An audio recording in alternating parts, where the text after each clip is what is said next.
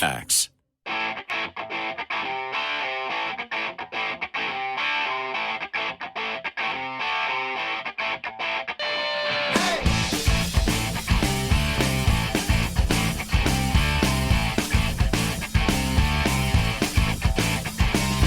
Well, hello and welcome to a brand new week full of optimism, right? Well, I hope anyway. I hope you all had a restful couple of days. How about those Halifax Mooseheads, right? Holding a 3-2 lead, heading into tonight's Game 6. Did I hear this morning on my drive in from Simon, our sports guy, that a 16th seed has never won a playoff series in the history of the Quebec Major Junior Hockey League? Wouldn't that be something? Anyway, can they complete the task tonight? Make sure to tune in right here at 8 o'clock. Note the time, 8 o'clock tonight, right here on 95.7 News Radio, as Gareth McDonald brings us all the action live from Drummondville.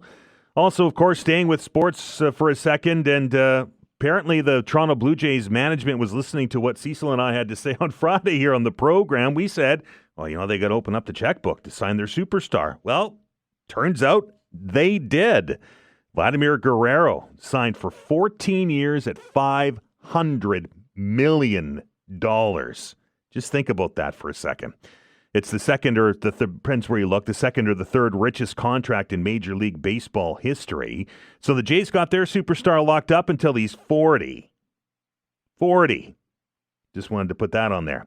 And finally, very quickly, I know it's a lot of sports, but congrats to Alexander Ovechkin. Broke Wayne Gretzky's goal record yesterday. It was a weekend of sports, wasn't it? In hour 3 today, Ken Bagnell will be dropping by to chat about all of these and more, including a curling controversy that's got everybody upset that follow that sport. So make sure that you stick around for that. Weekend polling showing the federal election race is beginning to tighten up. Lots for you to discuss on today's edition of Manic Monday. The open hour takes over hour 2, but of course, as is tradition here on the Todd Veinotte Show, it's time now for Councillors on the Hot Seats. The telephone lines are open, 902-405-6000. That's 902-405-6000. We welcome into the studio today for their period on the warm bench. Is that a battle? It's bad. I know, it's terrible. It's Monday. I haven't really got all my creative juices flowing yet. That is District Councillor District 7 Councillor Laura White. Laura, how are you? Good morning. I'm doing well. And thanks for coming in. And in the other chair, in the other corner, as we would say in a boxing analogy, is from District 9, good friend of the show, and that is Shawn Cleary. Shawn, how are you? I am great. How are you? I don't have to fight him, do I? Well, no. We're non-violent. At least in the confines of these four walls. What you guys do at council, that's entirely up to you. Great. 902-405-6000 is the number. I guess let's start off with the fun stuff, Laura. What's going on in District 7? What's got your attention? I caught you with your water glass, eh? Well, it happens. Oh my goodness, what's going on? Well, I'm talking later today about the Turret Art Space Society that has a request for some funding to get their project off the ground. Mm-hmm. What's a Turret? Oh, the Khyber building on Barrington Street. Yeah, okay. Yeah. They want to have an arts hub there. Mm-hmm. And that's been talked about for some time. Yeah, and another cool part about that is it would be, the vision is to have like a queer heritage space as well, which doesn't exist in Canada. So that's something cool. It's coming up. Cool. I don't know off the top of my head. Shawn? That's what came to me. Shawn, what's going on in District 9? There's lots going on in District 9. Yeah, there's always something. No major things. I'll be letting residents know that for the next 2 weeks, starting Wednesday, I will be out of the country. So that'll be the big news. Everyone can celebrate my absence. Cleary's gone. Let's go wild. Yeah, we were talking about your trip off the air. It sounds like it's going to be a fantastic time. Again, 902-405-6000 is the number. I'm going to start with a subject that we've been talking about here for the last week or so. We had the Halifax professional firefighters on here talking about vacant buildings and derelict buildings and the hazards surrounding those buildings I understand that over the weekend, firefighters were again called to the St. Pat's Alexandra site, and I'm not sure if that's in your district or if that's in District Those are all 8. for District 8. Councillor Hinch. So you guys are kind of in between the two Yeah. of them. But that being said, there are vacant buildings across much of the municipality. Shawn, I think I'll start with you on this. Is the city, or can the city do more to build into their contracts with developers a tighter timeline to get these buildings down so that they aren't as much of a safety hazard, not only to firefighters, but to the general public? That's a good question. Not automatically. The legislation we have in the province now would allow us to do it for unsafe buildings. And so there has to be an inspection and an order for that. And so we would need, to the best of my knowledge, different kinds of powers from the provincial government to just arbitrarily say, we don't like that building, tear it down. But in this case and in several other cases, there have been orders made to either secure a site, to make it safe, or in this case now, to demolish. Laura, do you think that maybe, outside of the extra powers from the province that maybe is part of a development agreement that you reach with a developer when you sell these properties, like I'm thinking Bloomfield or St. Pat's, that we can do a better job to get these buildings moving quicker, to get them demolished so that somebody doesn't end up dying in one of them? Yeah, I'm not sure where the legislation lies, but my head goes to taxation. Like, how do we tax empty buildings, vacant lots? Right. Yeah. It's Bloomfield was in the news again last week with the city, as I understand it, and maybe either of you can clarify for me what exactly this is about. But as I understand it, the city is to pay for the demolition of the part of that building that was burnt in the fire, and the contractor that owns the property is going to tear down the rest of them under a demolition permit. Shawn, is that where your understanding is? So the way we can do this is when we provide an order to do anything to a site, in this case demolish, there's two paths that can take place. One would be the property owner just says, okay, sure, I'll do it at my own expense. The other is, and this is true for dangerous unsightly premises, just at a regular house, if people are vacant and it's raccoons going and coming. If we need to do work or we deem work is necessary, we can do that work, and then we bill the property owner to recover those funds. So those are the two paths available. My understanding is HRFE has in fact hired the contractor to do the demolition. So we would be then recovering the funds from the property owner. So you go to the person that owns the property, I think it's the bank group or whatever, that to recover the costs for that demolition of that building because it was in such bad shape after the big fire. Yeah. So the process laid out is the city would recover the funds, and it's just a matter of do we outlay them and then recover them, or does the property owner do it ahead of time and at their own expense, so we don't have to step in. And so yes, either way, the city would be made whole. We wouldn't lose money on it. Do you hear the concerns, Laura, about from the firefighters who have to go into these buildings? It's not just the fact that they're vacant and that people are getting into them and starting fires or living in them and starting fires. But they also have a concern about the impediment to get access to the building because of some of the things we have to do to prevent people from getting in them. Is there anything that the city I don't know if it's bylaw or if it's police action to police these buildings better as the homeless population looks for places to shelter, particularly in the wintertime? I'm not familiar with it enough to be able to comment on that, but it's certainly an issue.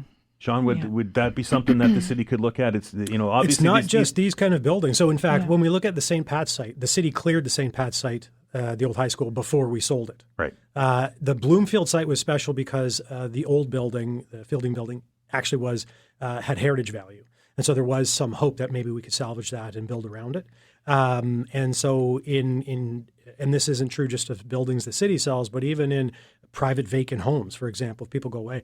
I've had in my district several times over the last number of years, squatters moving in, recognizing a building as vacant. And so you can't, there's just literally not enough place to be in every building. And so what we do is we put the onus on the property owners to secure their buildings. And if they don't, we can provide orders to do, which the Bloomfield one had an order. They appealed it. It was going through the process when this all transpired. Right. And so unfortunately, in any democracy, you have to have due process. And so we were in the middle of something when all this happened. 902-405-6000 is the number, 902-405-6000. Let's get to the phone lines, and we welcome Tim to the program. Tim, how are you? Morning. How are you this morning? Good. Your question for the councillors, please. Very good. Well, listen, I appreciate you being there. Two questions. One, it's in regards to, and I understand there may be an issue regarding garbage, and everywhere you go in Halifax or the surrounding areas now, be it exit ramps or other, you see garbage, and it's concerning because obviously there's been an increase in rodents and rats. All you have to do is drive around and take a look, and you can understand why. And then the second is the issue regarding the roads. They're horrific. I know the tax base, or I believe the tax base has been frozen, but in that case, we're paying the same, maybe getting less services, and the infrastructure around us have been certainly deteriorating. So I'll stop there and listen to the councillors. Thanks, Tim. We'll start with you, Laura. Well, garbage. I think there was a cleanup this weekend that I saw. People, going out and trying to do their part. Litter and garbage has been an issue on this program for as long as I've been here. Can we do, or what is the city doing, and can we do a better job to get a handle on the garbage, particularly after the winter? Yeah, from any calls I've had on this so far, I've learned like the city does not pick up the litter. Like we don't sweep our sidewalks, we don't pick up our litter, and we also don't for rodents. We don't do that either. So I'm not exactly sure why, but the onus is on the property owners. Yeah. John? So a couple things. So he talked about highways and ramps. So those would be provincial. Right. If you see, and the province does, and we partner with them. We have a number of issues. You mentioned cleanup. So we provide resources to community groups and individuals if they want to do a cleanup around a roadway. The streets bylaw for Halifax actually puts the onus on abutting property owners. So if you live on a street and there's garbage, say on the median next to your property, that's actually your responsibility to pick up that garbage. If it's in the roadway, our street sweepers do that picking up.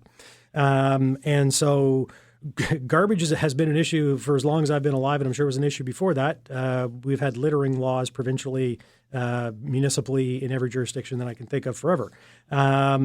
We have a challenge in Halifax and Nova Scotia. We're very windy. Our garbage is the receptacles people use is up to their own devices when they put it out. So, you get a lot of stuff blowing around. You get stuff blowing off of trucks. Not everyone who's going to a C&D tarps their load down properly, gets stuff blowing off those. And so it is everywhere. It ends up in our rivers, our oceans. It ends up on our properties. And so we try to do as best as we can, but we need everyone to, it's our city, it's our country. We need everyone involved in this. It can't just be one group. In the downtown area, we do have people, and the business improvement districts, I know on Quinpool, for example, they actually have someone they pay an honorarium to who goes around with a little, shovel and sweeper and bag, and every day you could see him walking up and down Quinpool Road, sweeping up the garbage. And so, everyone's trying to do their bit to do this, but it's difficult. The people litter, wind blows it around, stuff gets off of places where it's not supposed to be. And to the second part of Tim's question, how many calls, Laura, have you taken on potholes this spring? I don't get many. Really? No. It's usually the suburban drivers driving in. People got to remember 50% of people on the peninsula walk, cycle, and take transit to work. Yeah, I've only heard about one on Barrington. Wow. Well, then I imagine you'll hear a lot today because but we do live in an area where we do have freeze thaw, right? And so that's what causes the potholes that we have. And so this is the time of year when you're going to see them. And I saw an email from our staff just recently. I can't remember the exact number, but they're out there filling thousands of potholes. And we've got, contractors doing that work, and we'll be out there very soon. In Canada, we have 2 seasons, winter and construction. Right. But also, Dan, I'll note on that it's not me to call when you have a pothole. It's 311. Right. And that's the procedure, right? Yes. Call 311. That'll get it fixed faster. Yeah. Tim, did that answer your questions? No, I just hear a lot of deflection and not taking responsibility or accountability. I recognize you didn't create the issue, but you have been elected to solve the issues. And unfortunately, if you have suggestions, Tim, I'd love to hear them. Respectfully, just do the job. right? I mean, we're doing the job, but if you have suggestions, we'll take those into account. Respectfully, you can't drive around either in a bus or in a car or a vehicle and not see the amount of potholes. Anyone that says that they can't is either, I'm not sure why, but on the weekend, I've seen 2 or 3 people hit potholes. They had to pull over, and unfortunately, they had flat tires. The garbage is anywhere and everywhere. And like I say, when you see the increase in rodents and rats, that adversely affects the community as a whole. We're being asked to pay the same, but if you look at it, we're getting less services, and that's truly unfortunate. Halifax and surrounding areas is a beautiful spot, but it keeps deteriorating, and it won't be like that for long. Tim, appreciate the call, sir. Thanks. 902-405-6000 is the number, 902-405-6000. If you have a question for our counselors, they're here for the next little bit to answer them, and there are a few lines open, so you get in fairly quickly. 902-405-6000 is the number. We'll take our first break. You're listening to the Todd Veinotte Show. I'm Dan Alstrand. We're back in minutes. All right, still a couple lines open. 902-405-6000 is the number. We were chatting off the air during the break, and Lori, you said you could expand a little bit on the roads issue. So let's do that. Yeah, I just wanted to comment that Tim's right. There are potholes out there, and it's basically, we know in this city and all cities it's unsustainable the way we have lived and grown out and out and out, and it's had more roads and more roads to have suburbs and whatnot, and we know that that's not sustainable, so we're trying to infill our growth so we don't have as many roads to maintain. So this is a long play that we are trying to get better transit and active transportation and have more density close to where we already have development, so we have less roads to maintain. So Shawn, I'm it's going to not ask a short-term answer, but you this next question, yeah. because this one has been around for a long time. Whenever we have the freeze thaw and we have the winters that we do, I see and I listen to a number of complaints about it's the same potholes. The patches don't work. The asphalt is bad. The paint doesn't stay on the roads, and it feels like it's a make-work project for the city. Have on your time of council, have you ever, has the city ever taken a look at that and maybe to see if there is any truth to that sort of theory? Well, so I do know that our staff over the years have tried different combinations of mixes for asphalt, both potholes and the actual either overlays or recapitalizations. And so the contractors we have, I mean, we had a doctorate in, I don't even know what the engineering of concrete, who was running our paving program for a number of years. So they've done a ton of research into this area. It is unfortunate that we have the weather that we have in the place that we have it. And so, we've consulted with other jurisdictions to see what they do, if they do it differently, how they manage it, and we're doing what they're doing. So, we'll keep looking, we'll keep trying, but it's, when you paint the road and people drive on it, it wears off. It lasts about a season or two. And so we repaint those. That's built into the budget. When we need markings to stay on, we do a thermal application. So if you've ever seen, especially those green bike symbols and sharrows, they actually dig down a little bit into the asphalt, and then they apply this thermal resin plasticky thing, and it lasts for many seasons. But that's extremely expensive. Right. And so, we do that where it's necessary. And we've tried different combinations of reflection in paint so you can see it better at night, et cetera. And so it's a work in progress that everyone's always trying to see if we can get better at doing something. 902-405-6000 is the number. Let's go back to the phones, and we welcome Bill to the show. Bill, how are you today? Well, I thought I'd take a crack at the councillors today. Sure. Normally I don't bother much with that, but I got a couple of questions that I'd like to see what they got to say. First of all, I've been very involved with the public gardens on the board over there and so on and so forth. And about 7 years now, I've been wondering what's wrong that we can't get the flag back up that's been on there maybe 100 years or more. Now, I even went so far, would you believe, to design a flag that wouldn't be controversial? I thought it was like 9 scenes of the public gardens. And I brought it up with the group there we have, but didn't go go anywhere. So I guess the first question is, what's wrong? We can't have the flag back up there that's been there maybe 100 years. So Bill, I'll let you on that one. Bill, are you asking for a Canadian flag? Is that what you're asking for? Whatever's, the flags are getting to be quite controversial today. But whatever flag that does the job, but just get something up there. Like I say, okay. I've designed one there that's not controversial. It's not Victorian or nothing. It's different. So that's that one. Why we can't get a flag of any kind on there. That's number one. Number two, Point Pleasant Park. Why is it that the city won't sign this agreement of $1 shilling to take over the park each year? For the last 7 years, they haven't done that. And the park has been deteriorating, and the sand's practically all gone from the beach. You've got that canteen there that should be a food place. And then, lo and behold, Fripp's old office building up there, just inside the gates there.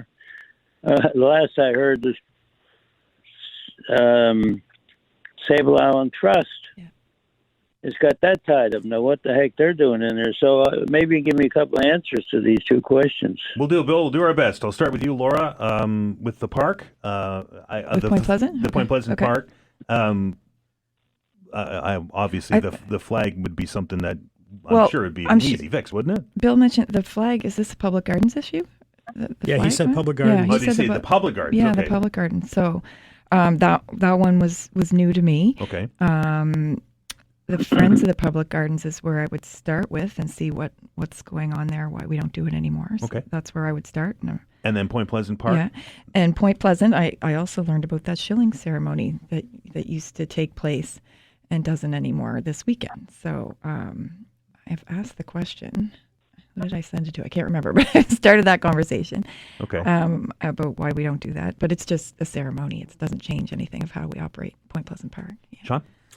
So on the flag issue, I thought I remember this. I was just texting with Way.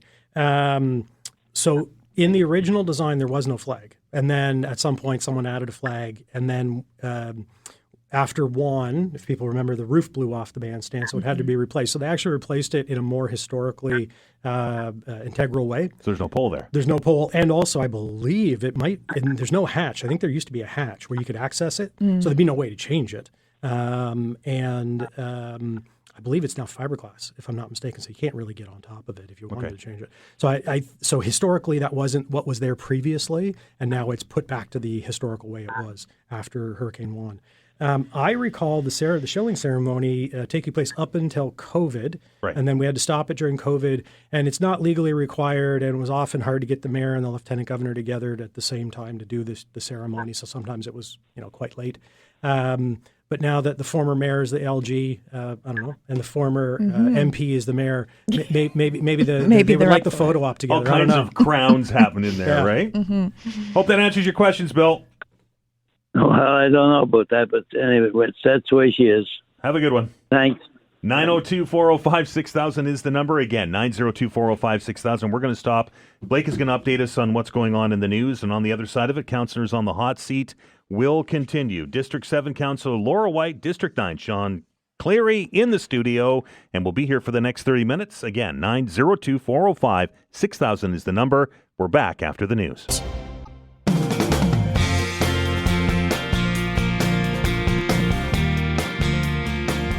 All right, welcome back. I find this to be one of the most educational hours of the week because, to be honest, in today's world and in today's, for lack of a better term, crazy, I think that municipal issues are not necessarily as forefront as maybe they should be, and that part of that is probably on Todd and I because of all of the things that are going on in the world, and they are not less important. So having an hour to sit down with a pair of regional councillors, I think, is vital and is important, and very glad that they're in here today. In case you're just joining us in the studio today, on the hot seat is District 7 Councillor Laura White and District 9 Councillor Shawn Cleary. I saw in the agenda package that HRM is now going to take a look at its use of X as a social media platform, and I understand that that's coming, Laura, before council this week, correct? That's right. It's on the consent agenda. So are we moving towards getting rid of it, or are we just looking at how we use it, or what is the sort of genesis of this coming before council? Yeah, the motion was to ask staff to look how we can get rid of it, but was vague on what to do. And what they've come back with is they had been working on this on their own. They're constantly looking at our platforms. Well, because there's other jurisdictions like HRCE's gotten rid of theirs, and I know a number of different businesses and government offices that have gotten rid of it. Is there a particular reason why X has fallen out of favor now? Well, we passed it as council for staff to look at it because we felt that it didn't match our values. There's a lot of misinformation and disinformation there. I don't find it in the past couple of years. It's just not particularly useful, and anything I post there just sits there unless it's getting rid of X. Then it blew up a bit. Right. Anyhow, so staff is recommending we make the transition to Blue Sky over a 3-month period. Shawn, good idea to get rid of X, move to Blue Sky? Yes, you know what's funny? I got rid of Twitter, as it was then called, 2 years ago when Elon said he was going to buy it, and I was like, "Oh, this is not going to end well." And I tell you what, my mental health has never been better. Mm-hmm. 902-405-6000. I have nothing to add to that. 902-405-6000. You can imagine what ours looks like. 902-405-6000 is the number. Let's get back to the phones. We welcome Glenn to the show. Glenn, how are you? Good, Dan. How are you? Good. Your question for the councillors, please. Yes, it's not my first time calling. I listened to this channel for years, and because I almost got run over on the sidewalk 3 times, I'm looking for a couple answers about scooters on the sidewalk. So my question to the councillors, are scooters legally allowed on the sidewalk? Electric scooters, no. The Motor Vehicle Act was changed by the provincial government, I want to say 2, maybe 3 years ago. And so they, because it was silent on them before, they brought them in, and they're treated more or less like a bicycle now. So they have to ride on the road, you have to wear a helmet, and if there's a bicycle lane, they have to be in a bicycle lane. So like an adult on a bicycle, it would be illegal to ride an e-scooter. A kick scooter is still fine on the sidewalk, but an e-scooter has to be ridden on the road. Okay, and what happens if, you see it all the time, I'm sure you folks do. What happens if you see someone going down, maybe 2 or 3 people at once, happens a lot up around me, without helmets on, driving on the sidewalks? Enforcement is where he's getting at. Yeah, so we hired 2 new bylaw officers, I want to say last year's budget, that would be involved. So they're developing a plan right now. Because the province allowed it, we're putting together a package to amend our bylaw to look at how we can enforce them better. And we also have a new pilot program that'll be coming on soon-ish. And so, all of this is still in development, but enforcement is a big part of that. So you could call police, obviously, just like you would if you see an illegal action from a car driver. But, they'll respond according to the priorities of calls they have at the time. And you could call 311 to report it. Unfortunately, like any moving vehicle, even though they might only be traveling 20 or 30 kilometers an hour, by the time the police or anyone showed up, they're usually long gone. And so that's one of the tricks with enforcement is making sure you can get information out there. Education is the biggest component to it. And so we've been working for the last couple of years with the 2 local scooter companies to try and get them to be better with their clients. And they haven't been great. So we're still working on it. Okay, so I like some of your info you're giving me. I don't understand why they're not. There's no license plates for them, and so that would be one good start. You get their license plate, you report it. The police don't have to be there right away. I could comment on that. Sure. It just that doesn't work with vehicles either. If you're reporting something, you need to see the driver and be able to describe them. Maybe that's more. Well, likely. They could give them a warning, though. Maybe so, but. That would require the province to bring in a registry for them, though. Sure. And also just... Whatever it takes. Okay, I don't want to interrupt because I don't want to take all the time of this show. My major question, the mayor couldn't answer it yesterday. My counselor couldn't. She was supposed to emailed me back a month and a half ago. Who is liable if a scooter hits someone and they are injured? So his point is, and I'm just going to fill in some of the gaps here, Glenn. He's Sure. he's in a park in Dartmouth, and he's walking down the trail, and somebody runs into him that's on an e-scooter and injures him, and he wants obviously to fix that. Who is responsible? Is that the city or is that the individual? Right. Sorry, Dan. Yeah, But on the sidewalk, that's more important than a park. Sure. Yeah, well, it'd be treated the same way. Okay. So as I understand it, when Daryl Dexter brought in no-fault insurance, that deals with vehicles that require insurance. So everything else, if it's just two people, whether you're on a scooter, bicycle, or walking, then that would be an issue between those two people and whatever insurance they may or may not have at that time. I don't believe a vehicle would, if it's a non-insurable vehicle. I mean, I'm not an insurance agent. I'm not an insurance specialist, but I do recall from my time as an insurance agent many, many years ago that this would be sort of a civil kind of issue between two parties. Right. So, I mean, scooters. Let's face it; they won't have insurance. The person walking down the sidewalk, why should they need insurance when a scooter is doing something illegally? But so from a legal point of view, a scooter and a person walking would be equal in terms of the law. So neither of them would need insurance. Yeah, that doesn't make sense to me. Okay, I'm going to let you go, and I don't have time to keep, but I appreciate this show and all the information on it. I'm going to let you go, folks. Thank you. Thanks, Glenn. 902-405-6000. So in the case of that, if I'm on a sidewalk in a city park, would the city ever be in a position to be liable for something like that based on its location? I guess it would depend on circumstances. Right. My understanding of third-party liability is the party would have to be negligent or involved in some way. And so, if we knew a behavior was happening, or weren't enforcing a behavior that was happening. I know I'm not a lawyer either, right? Well, no, enforcement is a different thing because you don't know about it, right? If it's not reported. Yeah, very true. And so, I'm not a lawyer. I'm not an insurance specialist. But it would be like if someone was in the park and someone punched you. Unless the city put that person there, or unless the city knew this person was there and then didn't do anything about it, I don't know how we'd be liable for that.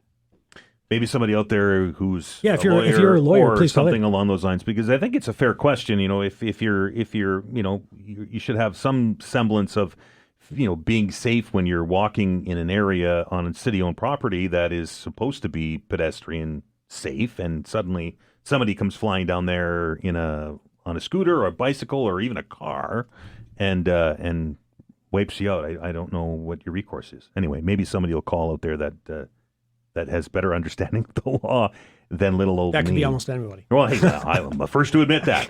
902-405-6000. Let's, where are we here? Oh, my goodness. Jordan. Jordan's been holding for a while. Jordan, how are you? Hey, how's it going? Good. Your question, please. My question is, the Bloomfield School, is that owned by Alex Leaf, the whole property? Bank group? It's owned by a bank, yeah. Yeah. Oh, okay, so why are the citizens, us, footing the bill to demolish one part of it? We're not. I heard that on the news thing. I was mistaken. Yeah, we addressed it earlier, but just. Oh, sorry, I didn't hear that. I've been waiting for No, that. it's not. It's a common mistake because it was reported incorrectly, from my understanding. Well, the information that was handed out from HRM. Okay, so HRM said it incorrectly and had to correct it. That is correct. Yeah, so we're paying in advance to tear the one part down, but then recouping the cost of that, and then the other parts, bank is doing directly on their own. Okay, perfect. That was my question. Thank you. Thanks, Jordan. 902-405-6000. Let's see if we can squeeze one more call in here before the break, and we'll go to Shelley. Shelley, how are you? Hi, how are you? Good. Your question, please. I want to reinnovate a caller. I think about 3 or 4 callers back regarding the garbage in the city. We've lived here now for nearly 20 years, and we live off the Bedford Highway. Quite often we do a walk because it's nice to be able to walk out your door and go for a walk, not have to get in the car and find a trail. So we walk down the Bedford Highway. And I don't think I have ever seen a city like Halifax, a beautiful city like Halifax, deteriorate so much as it has over the last 10, 11 years. It's a disgrace what's happening to Halifax. It's going downhill as far as we're concerned. There's garbage on the Bedford Highway between, let's say, Flamingo Drive all the way down past Kearney Lake. And it has never been picked up, year after year. Now, not that we monitor garbage, but if you walk in the summer and you see a bunch of garbage, and the next summer you walk again and the same garbage is there, you recognize it. God, that was there last year. I don't think in years there's been a truck that did the Bedford Highway to pick up garbage. It's absolutely ridiculous. And one other thing is I have seen, these posts that we have where they have these, I call them tunnel garbage, these little round cans that are attached to poles, to put garbage in. I think these are monitored by the city. I have actually seen the trucks come by, stop, take that garbage can off the pole, and as they take it off, some garbage will fall out, and there will be garbage on the ground near it before they approach it. They take the garbage, they dump it in the truck, and whatever falls on the ground, they just go away and leave it. And you wonder why there's garbage everywhere. It's unbelievable. Thanks, Shelley. Appreciate it. 902-405-6000 is the number. You mentioned that if it's on the roadway that the Shawn, the city trucks pick it up, or the street sweepers. In the medians on the is the Bedford Highway, is that an HRM road? And who would be responsible for those ditches? Would it be the homeowners? Or the business owners? Yeah, so it would be the abutting property owner. If it's on the roadway, then typically, cars will push it to the sides. Now, the Bedford Highway is a little different because there's not gutters on some parts of it. There is in other areas. And so if it gets into, say, the ditch or on the grassy area, the verge next to the highway, then that would be the abutting property owner's responsibility to pick that up. And so I'm not familiar with that area, so I can't speak to it. But I do notice sometimes when I'm walking up to the mount, there is a ditch there right by the rock face where you get all the freezing waterfalls in the wintertime. And there's a fair bit of garbage in there too. I'm not sure, and that's kind of well off the roadway. And I don't know who the abutting properties would be there. But typically you wouldn't see city workers going in. Now, that one comment about the city worker not picking up garbage that fell out of a can, that does disturb me because they should be doing that. Exactly. So anyway, I'll be having a chat with our public works folks. Laura, any comment? Yeah, I was thinking the same thing. If you do see things like that, please call 311 so that we can address it. It shouldn't happen. If you're going to go through the effort to empty the garbage can and something falls on the ground, they pick it up, right? That's just common sense. Exactly. Going to stop down and take our last break. You're listening to Councillors on the Hot Seat. This is the Todd Veinotte Show. I'm Dan Alstrand. We're back in a minute.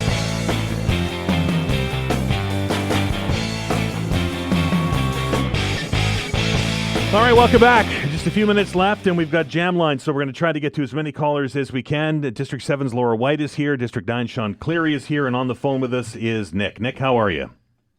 Good. How are you? Good. Your question, please. Yeah, I just have I know you were talking earlier about the e-scooters, and I'm just wondering why we didn't pick a bidder for the e-scooters contract that's local, and instead we picked someone that's based in Alberta. I think it's Toronto, actually. But yes. Oh, Toronto. My apologies. Yeah, so on that one, we don't pick them. So what council does is we put together the criteria that we are looking for, and then our staff put out the request for proposals, and then they get sent in. Each element is scored, and then the highest scorer is the one that gets the contract. And so it's blind to us. We don't know if they're local or not. And also, so the issue now, of course, is with the Premier's push for getting rid of all interprovincial trade barriers. I think we'd have a pretty hard argument saying that we wouldn't take someone from Toronto or elsewhere when the Premier wants us to do business as one unified market.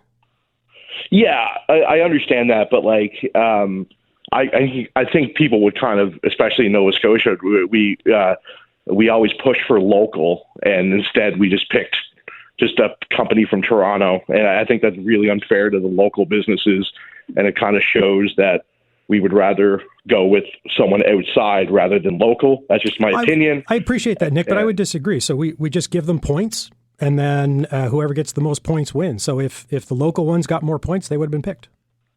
Yeah, but that business has been running the e-scooters since 2019, and it's really irritating that you guys they don't really. You'd rather pick from someone from Ontario, but that's just my opinion. But I really appreciate taking my call. All right, Nick, have a good one. Yeah, all right. Have a great day. 902-405-6000. So just to be clear, there's no provision in the tendering process that you get bonus points if you're a local company. There's no extra points for local content under provincial legislation. We wouldn't be able to do that. But we do have a social procurement policy. So if under that criteria they scored higher, then they would have got more points on that. Now, the mayor had said on our program last Monday when he sat in the hot seat that this awarding of this contract wasn't sitting well with him, and he was going to look into that. I'll ask you, Laura, and then maybe Shawn. Can once these are awarded, is there a process that that we can back out of them? I don't think that's if it's a tender and it's been awarded, it's essentially done, right? Yeah, we need to follow our procurement policies. Yeah, so we need to stay. There could be legal it. consequences and reputational consequences to Halifax. Yeah. 902-405-6000. Let's welcome Gloria to the show. Gloria, how are you? Hi, I'm great. How are you? I am well. How's your Good morning, councillors. How's your nephew?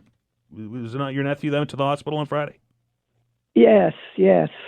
Well, I'm still waiting to hear what they're going to do for him. Anyway, I'm calling today about those dangerous and unsightly buildings and putting our firefighters in danger all the time. And have these gone?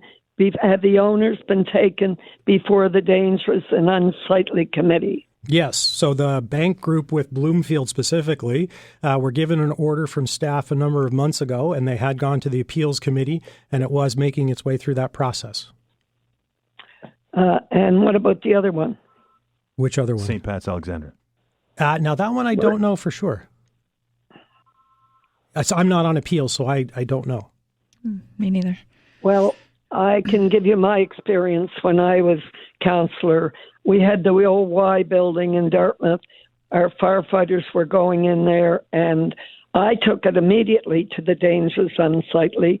They were given an order to destroy the building, and they did it immediately. We had another one on Prince Albert Road, an old service station. They weren't in a hurry to tear it down. I gave them a rough time. We didn't get to the Dangerous and Unsightly, and they removed it. So I hope the councillors are doing their job to get rid of. Well, you know the process, Gloria. That's what we do. I know all about it, Shawn. You don't have to tell me. Oh, I know. I know a lot of calls that you made to Dangerous and Unsightly premises. Pardon? I said I know that you made a lot of calls to Dangerous and Unsightly premises. I know. Yes. And the other thing I want to mention is the garbage. We once had a mayor, Peter Kelly, who never went outside City Hall, but he came back with a big handful of garbage. When I walk my dog, I always take the picker up thing and pick up any garbage. I encourage all residents to do that. Yeah, it's a great idea. Because garbage is something that seems to grow in this city. And if we want to keep our places looking good and when people come, they admire it, let's all do our job. Gloria, appreciate it. Have a great day. You also. And I appreciate each and every one of you that took time out of your days to dial the numbers and join the conversation. I truly appreciate it. This hour always flies by. My thanks to District 7 Councillor Laura White for her time in the hot seat today. Thank you very much. You're welcome. And, of course, to Mr. Cleary, who seems to be in that chair every time I'm doing this for some reason. People are going to start, it's going to be some kind of conspiracy They're going to put two and two together pretty quickly. Pretty soon. Anyway, I appreciate it, Shawn. We're going to stop down. We're going to take a break. We're going to throw open the telephone lines because the Manic Monday open hour is going to take over right after the news. Anything you want to talk about? Perfect opportunity to do so. 902-405-6000 is the number, and we'll do that right after the news.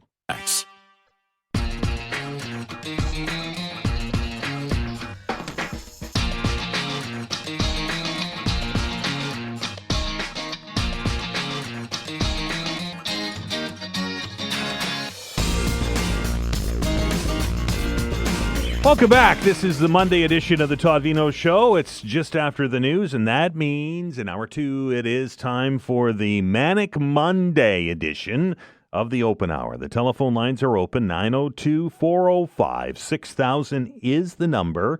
Chat about whatever it is on your mind. Couple things that grabbed my attention over the weekend.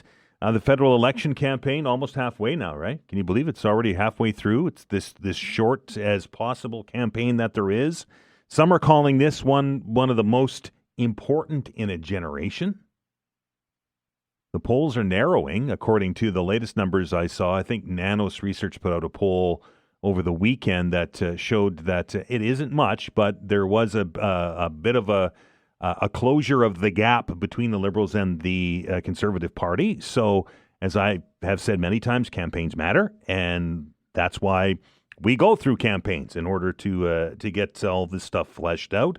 Anyway, that is something that caught my attention. Also, watching the markets today. Are you watching this? It's become like a new pastime, is to see what the markets are doing. For those of you that don't watch them all the time, it certainly is a new pastime. I know that there are many of you that do. And just very quickly taking a look at what's going on in New York right now. The Dow Jones, that's the Dow Index, down 970 points. The S&P 500 down 91, and the Nasdaq down 224. So the bloodletting continues. The part that caught me on the weekend, and I know that this is something that's been discussed many times, but what caught me this weekend was, at last check, I checked this morning, I think oil, the WTI, the West Texas oil, was down $11 a barrel. Gas, the New York harbor price, which is the wholesale price for gasoline, last week down 3%. Yet regulated prices in Nova Scotia went up on Friday and remain unchanged. And I know we've talked about the UERB, or the Nova Scotia Energy Board, which it's called now, in the past, and so on and so forth. But one would think that if we saw an increase in the wholesale market price in New York of 3% of gasoline, and if we saw an 11% increase in the price of a barrel of, or $11 increase in the price of a barrel of oil, then we would have heard the words interrupter clause, would we have not?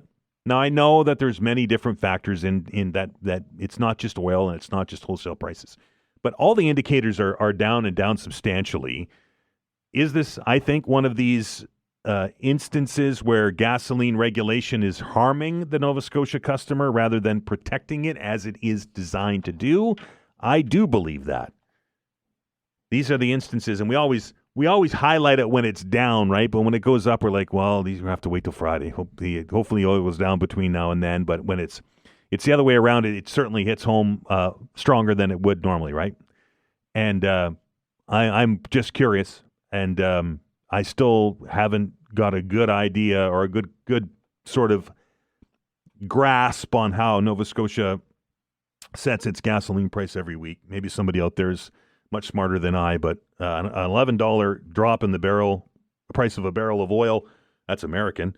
A 3% drop in the wholesale New York price for gasoline, and we saw an increase of, what is it, 3 cents on Friday, and still at 149.3.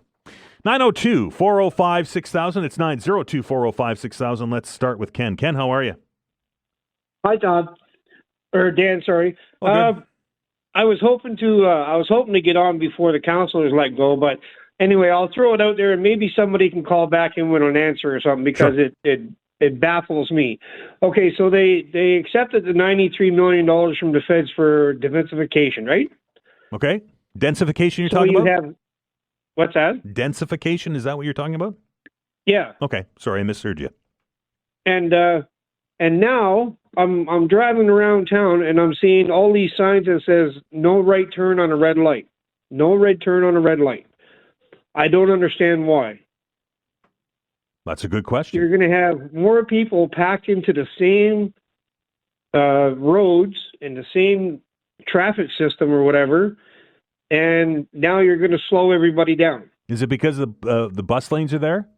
Are they on bus lane streets? No, it's not a bus lane street. There's well, let's see, what's the name of it? I'm trying to think. Going up to the Bi-High, where the superstore is. Oh, on right here, and young Joseph Howe. Oh, Joe Howe. Okay, Joseph Howe. Yeah. Right turn to go up onto the Bi-High. Right? Why is that a no right turn? Oh, I don't know. Good question. Right? Over here in Dartmouth, where McDonald's and Subway is right there, to turn on to Windmill Road, is there's no right turn. There's no bus lane or nothing, no bike lane or anything there. It makes Weird. absolutely no sense. No, it doesn't make Why much sense are to you me. slowing down everybody in the city? Maybe somebody out there has an answer for us, Ken. All right, thanks, Dan. 902-405-6000 is the number, 902-405-6000. I know it's sports, but I'm very curious to your thoughts on the big news out of Toronto in the last 24 hours, and that is the signing of Vladimir Guerrero Jr. He signed a 15-year, $500 million contract. Just let your head just think about that for a second. In the economy that we're in these days, a 15-year, $500 million contract. My opinion, athlete salaries are out of control. It seems that the bar just keeps going up and up and up and up and up and up. And these numbers are just something that the average sports fan or the average person walking down the street can't even comprehend. 500, one person will make in the next 15 years, $500 million for playing a kid's game. Now, I don't know about you, and the lines are open if you want to challenge me on this, but this has soured my view of sports. And it's not just this Guerrero contract. It's been happening for some time. Was a faithful watcher of the National Football League. Started to see some of these 50, 55, 60, $61 million contracts for unproven people. Anyway, I'm curious what you think, because you and I and everybody else that watch these things or go to these games are paying these salaries. It's getting a bit overwhelming, to say the least. 902-405-6000. Let's welcome Greg to the program. Greg, how are you? Hi, how you doing? Good. Good. Did you watch on the weekend Ovechkin scoring the goal to pass Gretzky? I did. Well, I saw the replay. I said, I'm telling you right now, I remember years ago when Gretzky was going, I said the same thing. I said, those records are not going to be broken in my lifetime.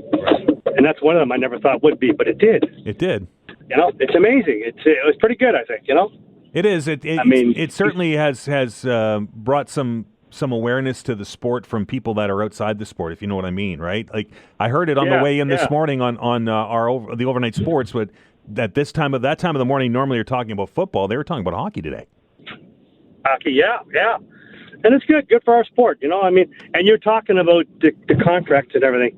My dad remembers Maurice Richard, and his contract in 1959 was $25,000 a year. Can you imagine? Wow. That's peanuts today. That's pizza money, right? Yeah. But you're right. Like, my sister had season tickets to the Bell Center, right, and she was paying about $15,000 for them. Yeah. Right? But they've gone up so much, she just said, no, I'm not paying that kind of money just to go see a hockey game. Well, it's crazy. There's a reason why we can't afford to go to see these professional athletes play anymore. There's a reason why when you do find the money to go and see them, that they're charging, a crazy amount of money for beverages. Hot dogs are $6 or $7 a piece. Yes, that's right. You're right. Yeah. It's crazy. We went to a football game in Montreal maybe about 5 or 6 years ago. I mean, the pizza was $15 and the pop was $10, right, and a bottle of beer was, maybe $25. That's back 10 years ago. Wow. And that's crazy. It is, Greg. Like I said, if you got kids and they want to go to a hockey game in Montreal, Toronto, these places, forget it. It's too much money. Right. I'm in the wrong business, I guess. Me too, Greg. I appreciate your call. Take care, man. Bye-bye. 902-405-6000, 902-405-6000. We're going to take a break. There's a few lines if you want to get in. The Manic Monday Open Hour. Everything's on the table you want to talk about. 902-405-6000. We're back in a minute. X.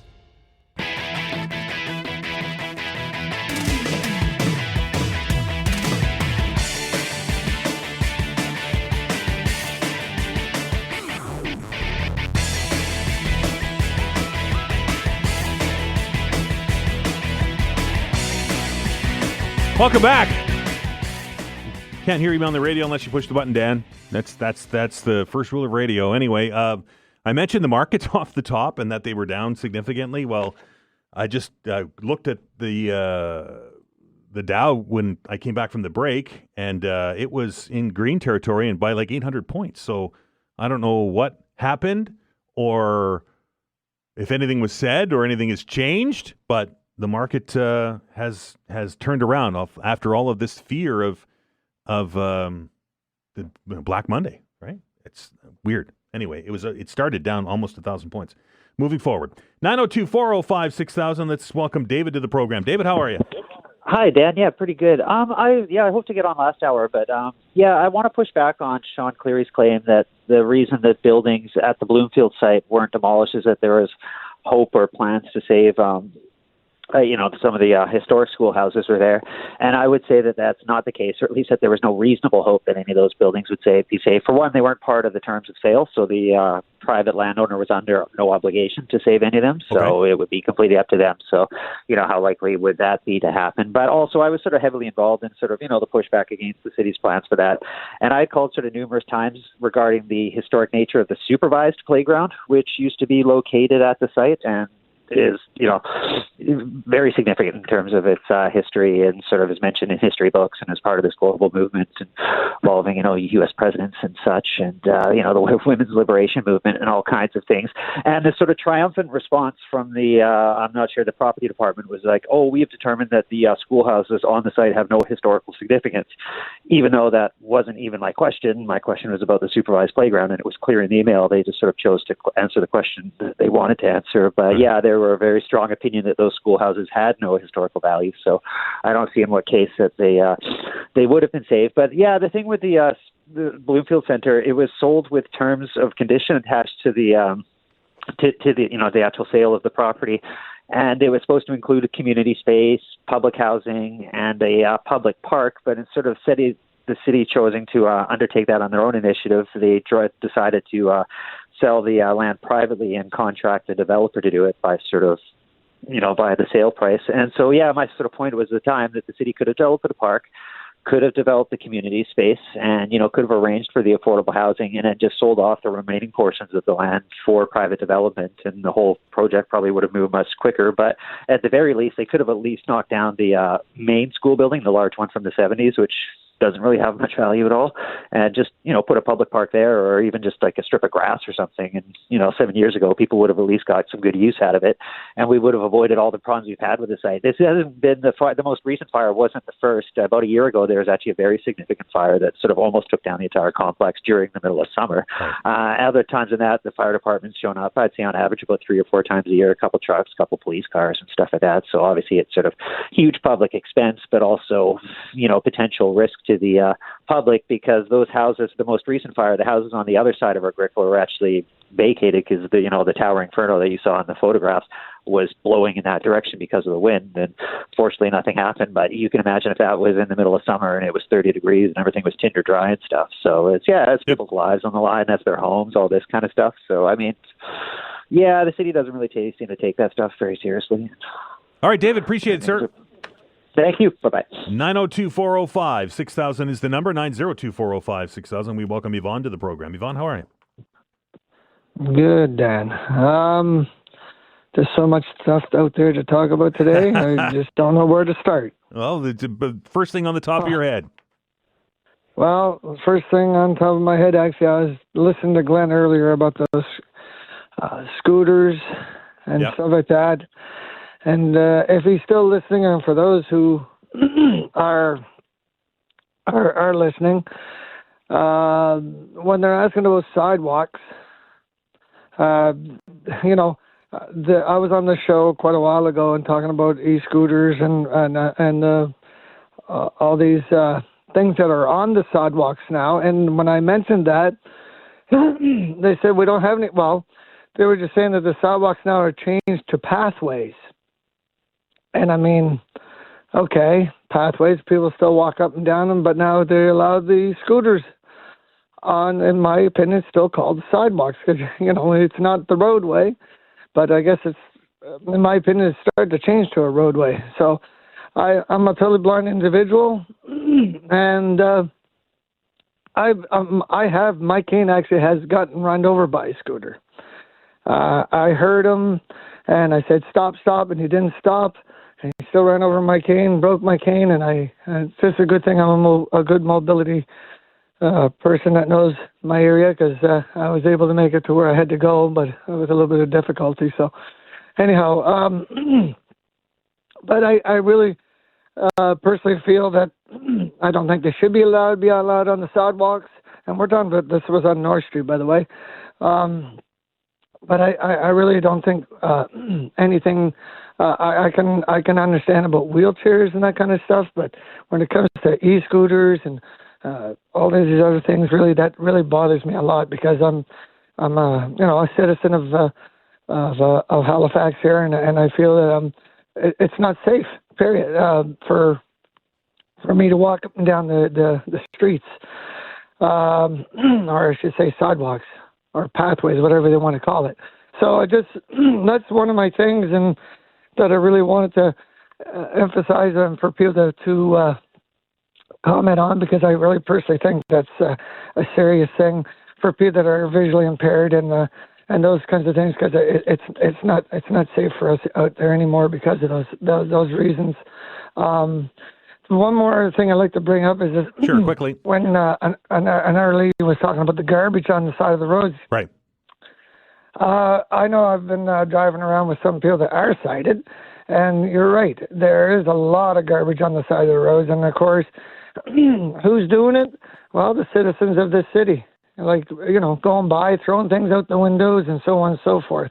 I mean, I wish people would stop doing that. Right. And then, and because then we're there every year or every summer when they do get some groups together and they got to go out and clean up the garbage, but it doesn't all get cleaned up. So that's all. But there's many more things, Dan, I'd like to talk about. Like I said, I know we don't have enough time during this hour to talk about it. But anyway, that's a few things right there anyway. Yvonne, appreciate it. Have a great day, sir. Thank you.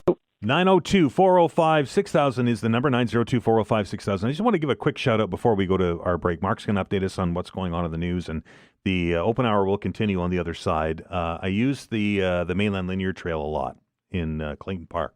I walk it 3-4 times a week, and it's very well used. It's very busy. There's families, there's kids, there's bicycles, there's scooters on it. It's loud there, and that's what it's there for. So there's a sign on it that says that you can. But I wanted to give a shout out. There's a young couple that I've seen a couple of times over the last few weeks on a stretch of that trail, kind of around, where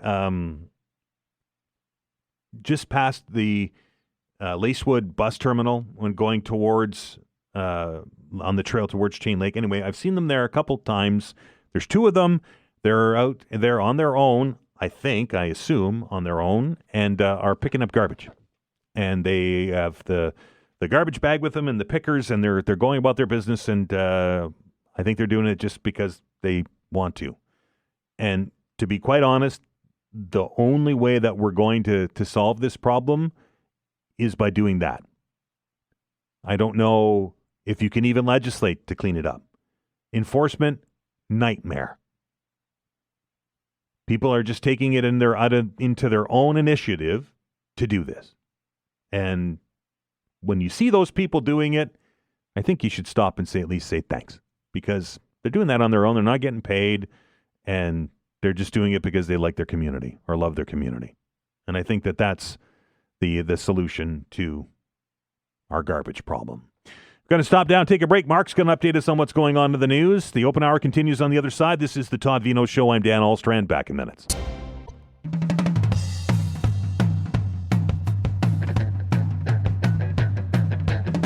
Welcome back.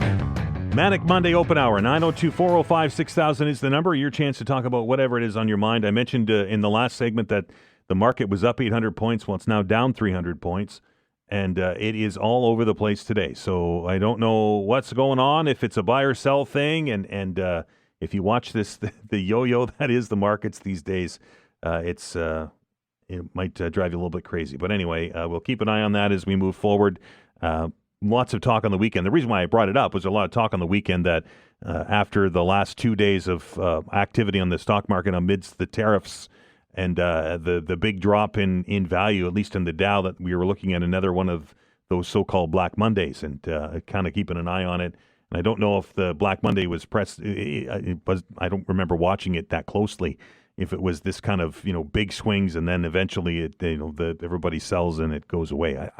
I don't know, but we'll keep an eye on it.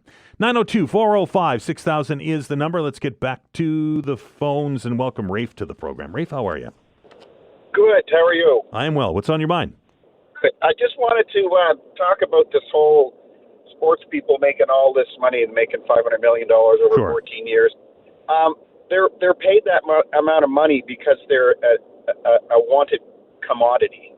Of all the 8 billion people in the world, there's only 580 or whatever in the major leagues that can play at that level. Yep. And people are willing to pay to watch them play. It's and I always find it interesting that it's always sports guys that get hammered. What about Taylor Swift? She's a singer. She's a good singer. She's worth over $1 billion.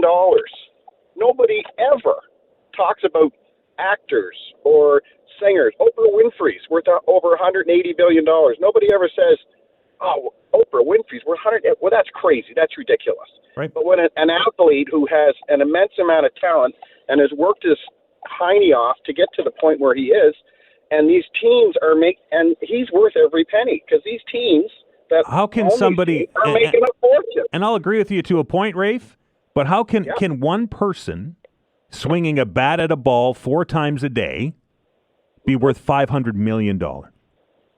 Because people will be paying $50, $60 a seat and more in some cases. Right. 50,000 people in that stadium. They're going to go buy his jersey. They're going to buy the hats. They're going to buy the photos. They're going to pay $12 for a beer. It's entertainment. The entertainment industry is worth billions of dollars. And if they have to pay him $40 million a year, then they're probably making $70 million on him. Well, you know what I mean? Like one would hope, but when does it get to be too much, right? Like, when does it get to be too much? Because you mentioned it, right, Rafe? You said that you're going to pay $50 or $60 to go and see a ball game, and then you're going to pay, $12, $15, $18, $20 for a beer and $7 for a hot dog. How is it that you can, when does the saturation point hit? I think is my question. The saturation point hits when people just stop going. Right. If the fans didn't go to the games, they wouldn't pay them. And if fans stopped watching on television, they wouldn't pay them because they wouldn't be able to advertise. But the problem is, people love sports. I love sports. I love going to a movie. There's another thing. You go to a movie, you spend $15 to get in, then you spend $30 on popcorn. But people do it because they love doing it. If you don't want to spend that money, don't go. If you don't want to spend $70 at a baseball game, don't go. Nobody's forcing people to go to these sports or entertainment, big rock concerts. My wife and I were going to go to Billy Joel. We paid $320 a ticket to see Billy Joel because it's Billy Joel. He's to us, he's worth every penny. But to some people, maybe they can't afford it, and that's a sad thing. But in a way, that's life. And there have always been rich and poor, but entertainment is worth billions. It's just a fact. Now, if you don't like it, don't go to the game. Don't watch it. And that's the only way that this will stop. Because if the people continue to go, they'll continue to pay them. Good points, Rafe. I appreciate it. Yep. Thank you. 902-405-6000. That's 902-405-6000. Let's switch things up with Scott. Scott, how are you? I'm good. How are you? I'm good. What's on your mind? I'm calling today because last week I was listening and I was hearing a lot of sort of negative feelings about the Liberal housing plan, and I think one of your hosts as well was like kind of pretty strong-minded about their distaste for it. And I want to know, was that you? Was that someone else? It was me. That was you? No, it wasn't me. I don't think we talked about it. Maybe you're confusing us with another show. Yeah, it might have been another show in the afternoon. Either way, I wanted to quickly talk about it because I'm surprised how much negative feeling I've heard about the Liberal housing plan, because when I'm looking at it, I'm going, this hits every mark that we need to both build housing, to create new opportunities for people that are looking for employment. We need a lot of new skilled workers out there. And then on top of that, we do have a college system and a university system that now needs to rebuild itself in the wake of the new foreign student policies that have come in and limiting the foreign students. So now universities and colleges need to create new programs for the trades to bulk up our system here. And this Liberal plan is kind of promising to do all of those things. I'm personally really impressed by it, in contrast to like the Conservatives' housing plan, which really just says, we're going to make municipalities build more homes, and if they don't, we're going to take away their funding. I don't think that that's going to breed a lot of success. But this Liberal plan is really impressive to me. I was wondering why people were so upset about it. The only question I have on it, well, I've got a number of questions, but my biggest question on it is that, we're in an immediate need for housing right now, right? And we had the Construction Association on the program here last week who continually say and said again that, we're in a labor shortage. And you can't create a carpenter in a minute, right? It takes time. So by the time we get the labor force to support these prepackaged homes or these prefabricated homes, is the situation going to get worse? Is it going to get any better? Is the Conservative plan any better? I don't know. But my question is who's going to build them in the short term? Yeah, I mean, I completely agree with what you're saying, is that, any solution is going to take time. And I think we need to have that long view scope of things. But even when you contrast the way we talk about housing in this country, the way I'm hearing Poilievre talk about housing is, we want to make sure that everyone can get a big house with a nice garage. And I'm like, well, we just don't have the stock for that at the moment. And so this prefab or modular housing plan as well also is just like building towards a future of housing, not towards a past that we don't really live in anymore. And so all of that, yes, it's going to take time to educate people. It's going to take time to get cities on board and get the permits flowing. But at the end of the day, what the success, the long-term success of these plans are, I really see a long-term success with the Liberal plan versus the Conservative plan by a huge margin, because it will both build jobs, it'll build innovation in the country, and also hear the Conservatives talk so much about the inefficiency of government, and there's a lot that we could say about that. But the reason that they have so much inefficiency is because they're going to third-party contractors and consultants all the time. And now here's a Liberal leader saying, we're going to stop doing that. We're going to bring it back in-house, and that's going to make it more efficient for us. And then on top of it, it's going to make it cheaper because, as we all know, consultants and contractors really, everyone wants to pack their beats in, right? My experience, when the federal government or a provincial government takes something over, it's never cheaper, ever. Well, I think a big reason for that is because we have been in a long era of using external contractors and consultants, which all want to get their beaks wet in the pool of money. And I think bringing it a little bit more in-house and having some actual government oversight of it is going to maybe it won't necessarily make it cheaper, but I think we'll have better oversight. And we don't know how much actual profit margin is on something when a big industrial contractor is taking it over. But when it's a government crown corporation, they need to post those earnings and profits. So that becomes something that's at least just a little bit more oversight for the public. Scott, appreciate the call, sir. All right. Thank you so much. 902-405-6000. It's 902-405-6000. We're going to Nelson next. Nelson, how are you? Good morning, Dan. Doing good, buddy. Doing good. A little pissed off today, though. Why is that? Well, Dan, I travel back and forth to Toronto quite often, 5 or 6 times a year, and I always look at our gas prices. Yep. And we're basically within about 5 cents a liter, sometimes for a little better, but most times they have a little better price. Now, my brother just called me yesterday, and he was saying just how great it was, their gas prices. On Saturday, they went down another 7 cents a liter on Saturday. Right. And they are now paying $1.11 a liter. Right. Because it went down 32 cents when they took off the carbon tax. You are correct. And here we are at $1.49. There's only one reason for it, and that's the government, our government, gouging Nova Scotians. There's absolutely no other reason for it. And as much as I feel your pain, I fail to see how it's government gouging, because they're gouging because they take the taxes off the gas. The higher the gas, but the more taxes they bring in. They don't set the price. No, that's URB, which they own. They control URB, and they're setting the price for the government. There's no other reason for it, Dan. We're paying 38 cents a liter more than Ontario. No, I agree with you. Cents. I don't understand. There's no reason for it except for pure gouging. And I wish Nova Scotians would wake up. Our enemy is not Donald Trump. Our enemy is Tim Houston.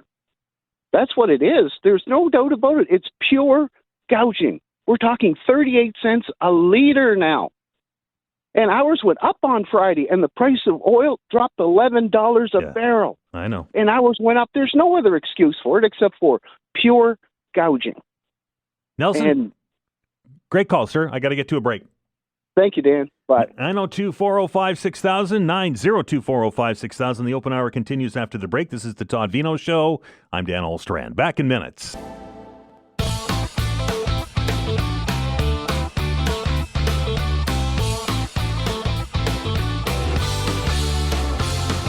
Welcome back to the Todd Veinotte Show. Dan Olstrand here. This is Manic Monday, the open hour. We've got a few minutes left, a few lines open. 902-405-6000 is the number. Let's go to the phones. Welcome Robert to the show. Robert, how are you? I'm good. How are you doing today? I am well. What's on your mind? You know what? I called last week and I couldn't stay on in the queue because I got somewhere I had to go. But just a quick thought. The new road that has just, well, not recently, but now a month or maybe two now, that's open between Burnside and Bedford. The extender, on the 107 there? Yeah, I don't know what it's called. It's the connector or whatever it's called. Yep. Yeah, but I'm wondering if anyone thought ahead of time to take a census, like a before and after picture, to say, before this was open, this is what Magazine Hill looked like. This was all this. And then afterwards, this is now what it looks like, because I just took it about 20 minutes ago, and I can't help thinking that it must have made a huge difference in traffic flow out of Burnside. Just your thoughts, and maybe somebody can tell us if anecdotally, some of the people that work here live in Lower Sackville and out in that part of the world, and say that it's made a world of difference in their commute in the morning. But I would imagine that that's being exacerbated by the tolls coming off the bridge, right? So and not slowing things down. But if it works, that's what it was intended to do. It was still $250 million to build it. Well, it is. I know it was expensive, but just kind of curious about if it's been thought ahead of time to say, let's take a census before it opened, and then a couple of months after it opened, and what's the reality of its investment, because that was always, especially Magazine Hill, or maybe not only, but just the change in that traffic flow, evening and morning, must be tremendous. Appreciate it, sir. Right on. Have a good one. 902-405-6000 is the number. 902-405-6000. We have a first-time caller. Let's get Paul on the air. Paul, how are you? Very good. How are you doing, Dan? I'm well. Thanks for calling. Good. Yeah, no problem. I listen a lot, but I never call in. And some people might recognize my voice and figure, oh, here he goes. I just want to talk about the gentleman that called in about the Liberal housing plan. Sure. Listen, the housing plan is solid, except for a couple of very, very important points. One of them is he's looking at creating a crown corporation to do this. And a crown corporation, that's what CBC is right now. And I know you're in the radio business, but they're looking at boosting them another $1 billion because they're not making it the way they're doing it. That was $100 million. Yeah. Oh, sorry, another 100 million. And last year they came back to the trough for another 112 million and laid a bunch of people off and gave themselves bonuses. And the other thing is, which is very important, and a lot of people got to realize it, that Brookfield, and by the way, I voted Liberal first time, and Brookfield, his Carney's company, which is now in New York, as we all know, Brookfield owns 42,000 units in Canada and the United States. They're in the housing business. So how much you want to bet that they won't be the successful bidder, but of course you'll be hands off. And those things scare me. We do not need any more crown corporations and a whole bunch more people hired to run them and a whole bunch more friends of the Liberals given jobs. I will agree with you on your first bit. The second bit, I mean, we can speculate till the cows come home if he can do this or that's going to happen or if they're going to do that. Oh, yeah. And you betcha he's going to do that. Because if I had $1 for every time somebody said that, I wouldn't have to be on the air today because I'd be retired. So I like to work in fact. And you're right, and I'll agree with you that we don't need more crown corporations, and there never is the cheapest way to do anything is to have the government run it. Ever the cheapest way to do it, no matter what it is. Totally, we're on the 100% on the same page, and yes, no, it's easy to look, and 42,000 units in Ottawa, Toronto, etc. And yes, they were involved in buying a lot of properties in the last few years, and this is fact. And letting people go out, doing a slight renovation, and putting them in at higher rent. So nothing wrong with that. That's a game everybody played. But Crown Corporation to do this project, in my opinion, is absolutely ridiculous. Thanks for calling, Paul. All I want to say. All right. Yeah. Well, and let's not make this your first time. Let's make this the first of many. See you on the trail. All right, man. That's Paul. He's a first-time caller. I'd like to highlight those, of course. Liberal housing plan. Let's welcome Brad to the program. Brad, do you agree with Paul? Yeah, I do. Absolutely. Okay. Hi, Dan. Hi. Well, he kind of stole my parade there a little bit with, Brookfield Management absolutely owns Brookfield Properties, who specialize in multifamily homes. Agreed. So, yes, clearly speculation, but, yeah. So, and I know where you're going with it, Brad. If Mark Kearney. And I know where you're going with it, Brad, but if let's look at the converse of that, if we're going to go down that road. And would Mark Kearney not be the perfect person to bring in this housing plan because he's had that experience working with Brookfield? Until we know how much assets he has within Brookfield, what does it matter? Make himself richer, but why does it matter how many assets he has? We know he owns it. He can push policy that way, but that's not what I'm calling. Sure. Yep. He kind of took that part. So, $35 billion, 500,000 homes. Let's do the math right quick. That's $70,000 per home. What did the province just pay for pallet homes in this province? $34,000 per pallet home. Right.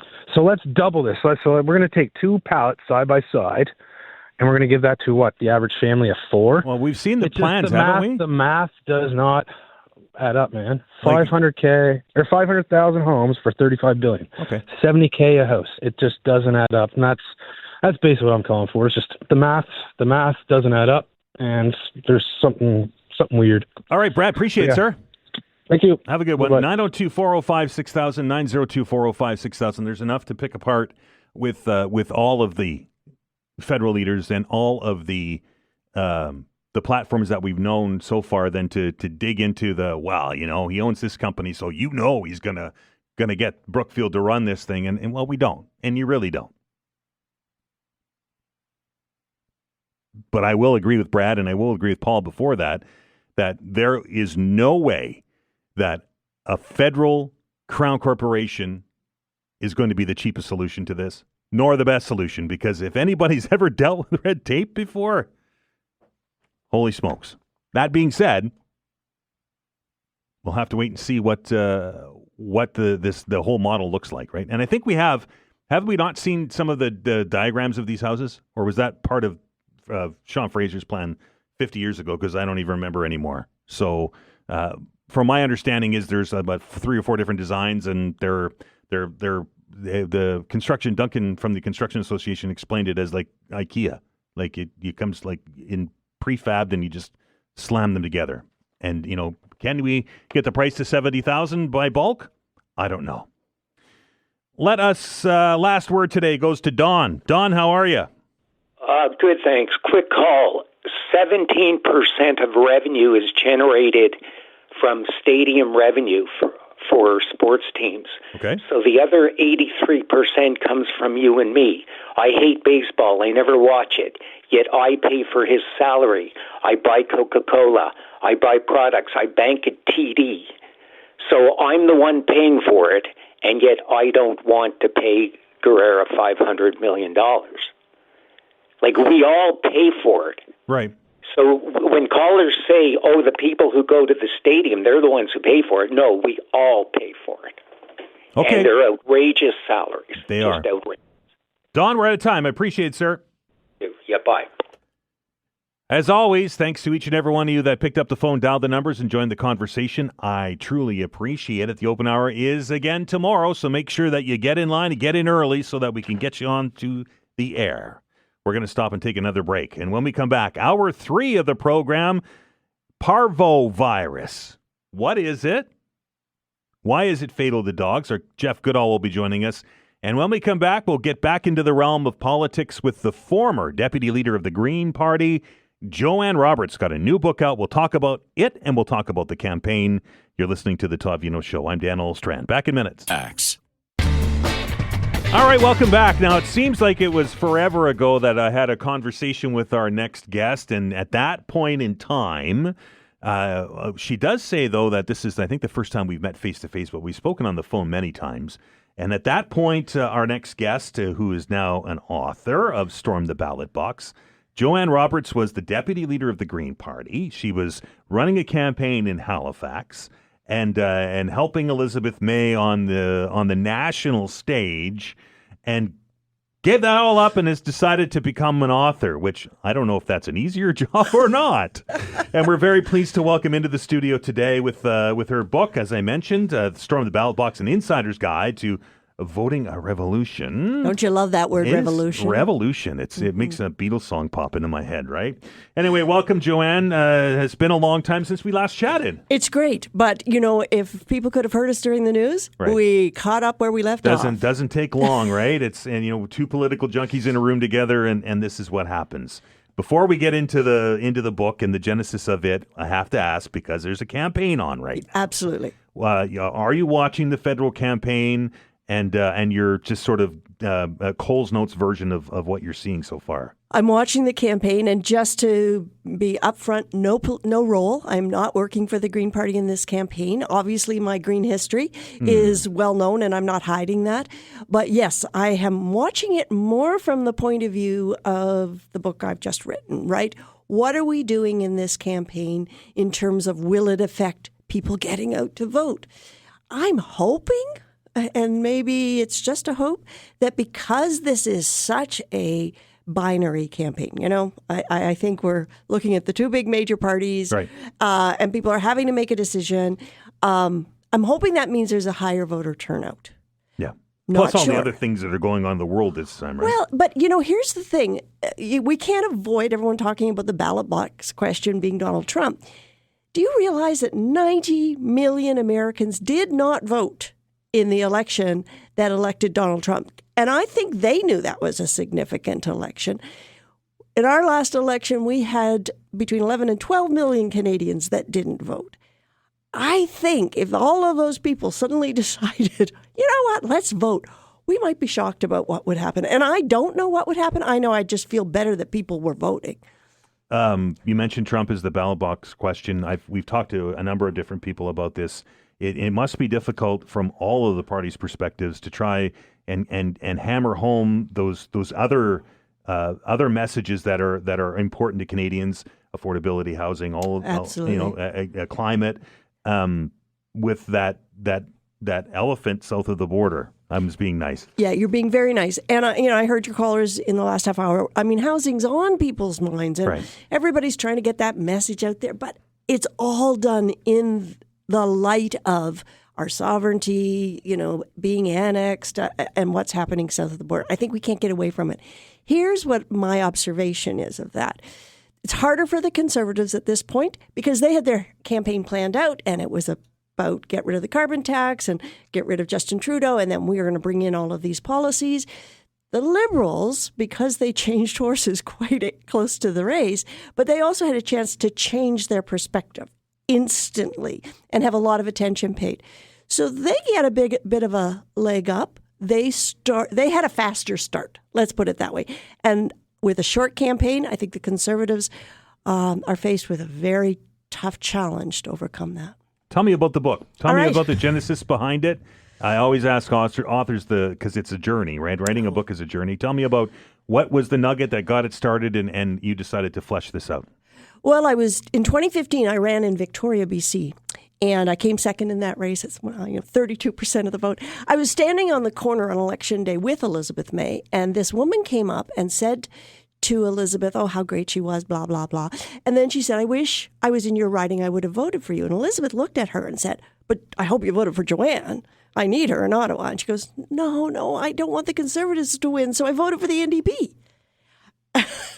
Elizabeth's eyes changed, right. And she said to the woman, well, that's not going to help me any. And the woman says, what do you want me to do? And Elizabeth says, go find someone that hasn't voted to vote Green. But at that moment, I knew I'd lost that race. And I'd lost that race because people didn't understand what their vote did. Right. And then I looked at the fact that people were not voting. I mean, it was dropping dramatically, and nobody's in charge of getting it back up. So I thought, you know what? I'm going to write a book about this. And here we are. And here we are, 4 years. Well, I finished it. It took me about 4 years to write it. Yeah.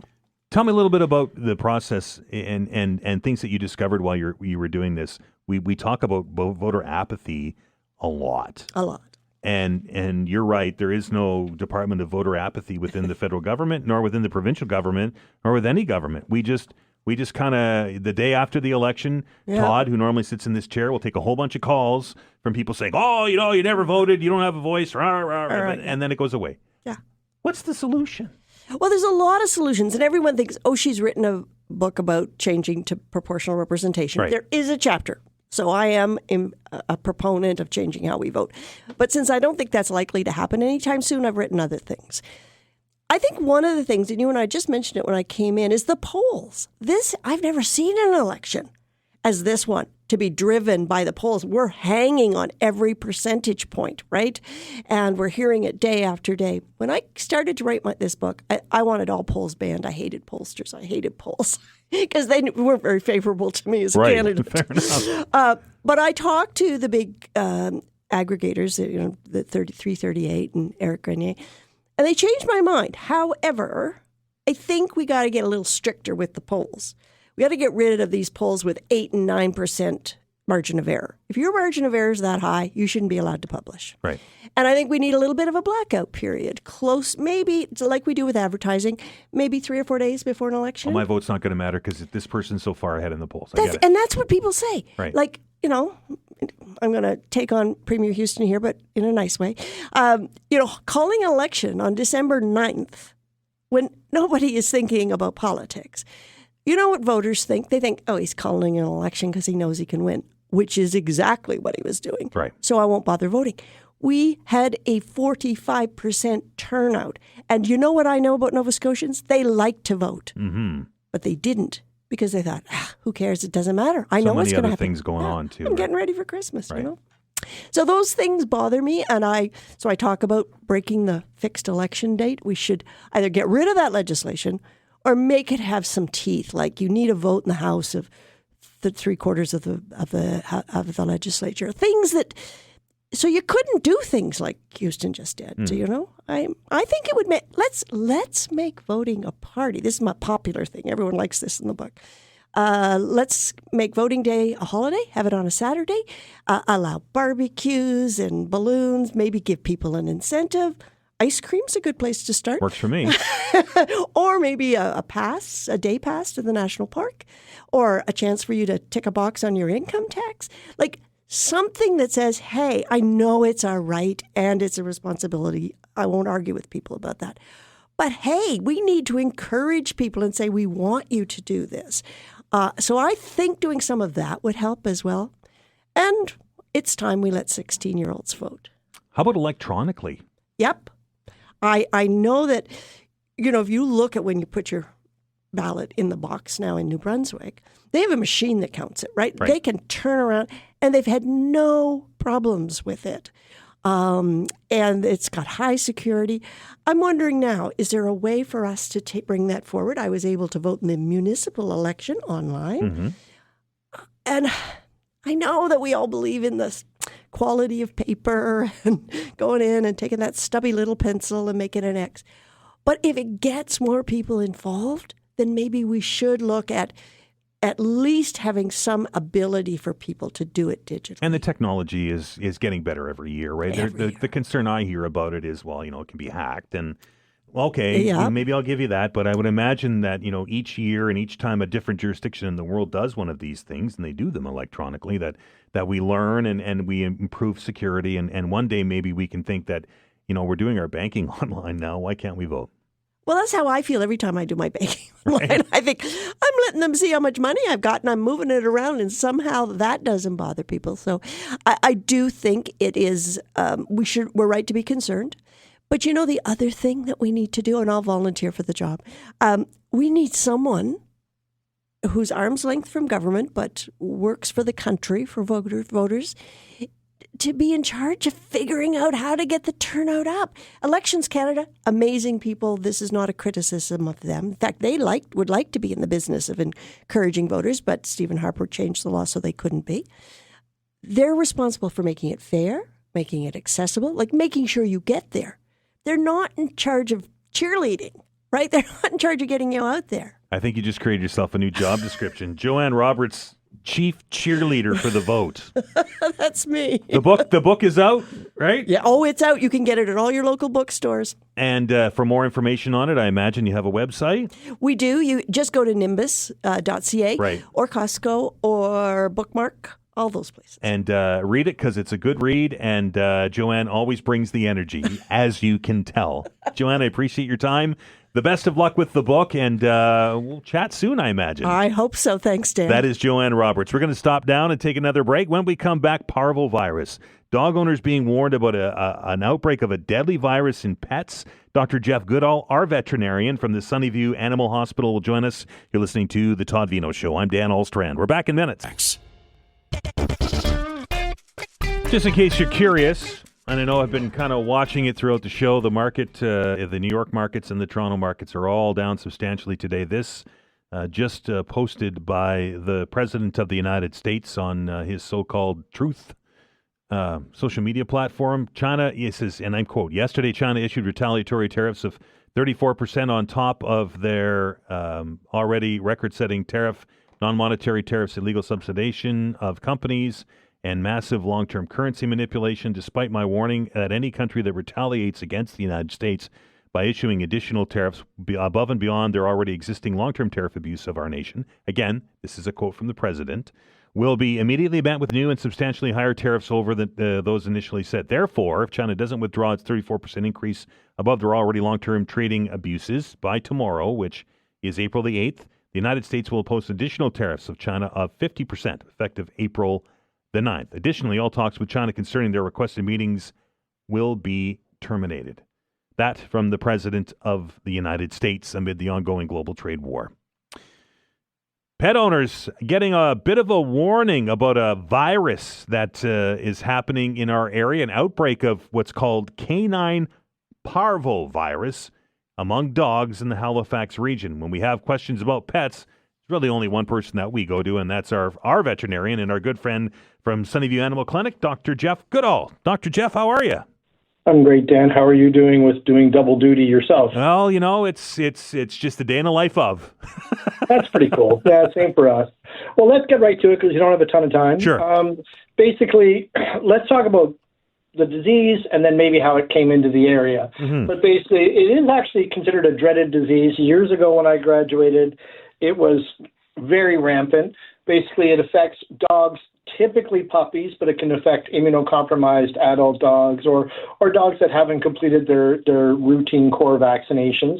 It's a serious disease. It is completely preventable with vaccines.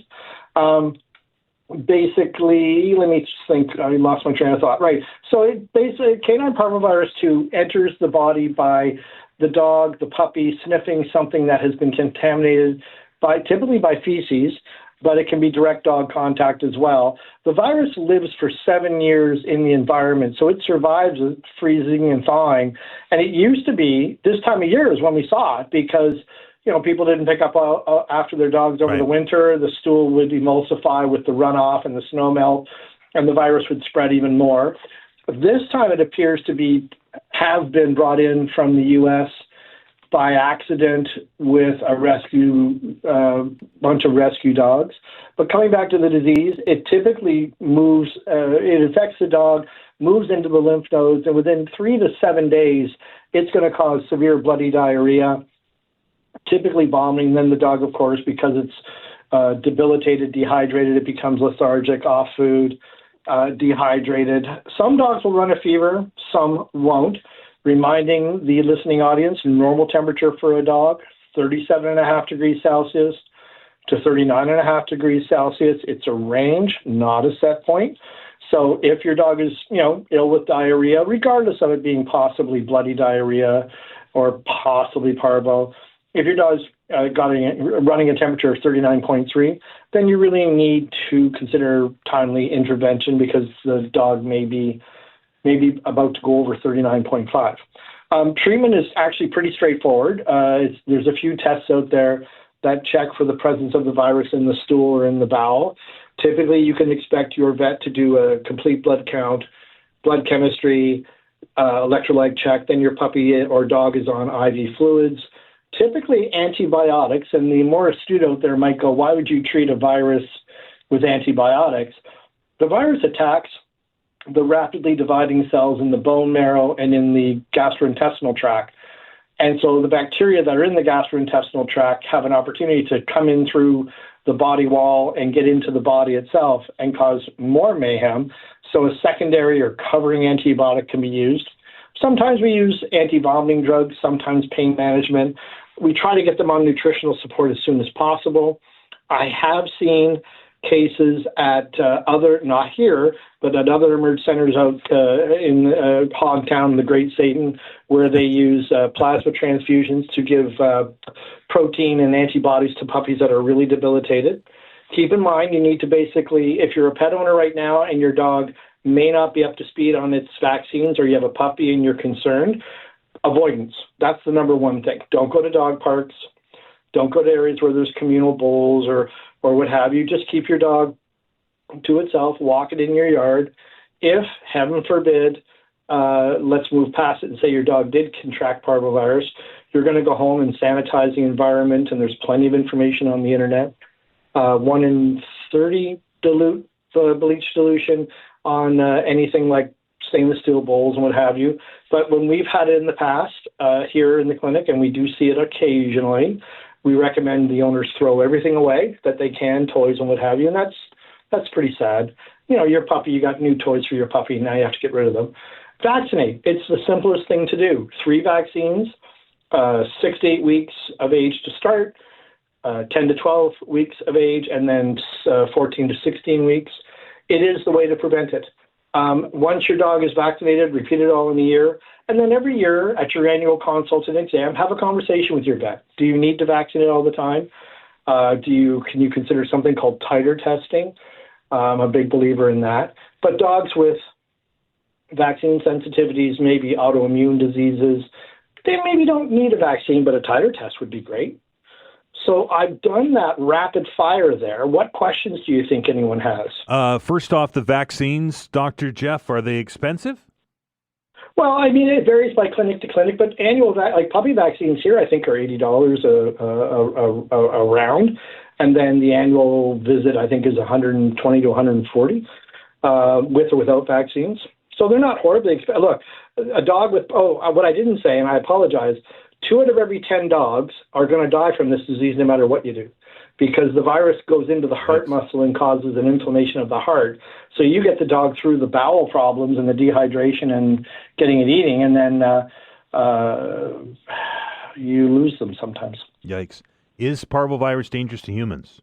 Nope, completely not a human-related disease.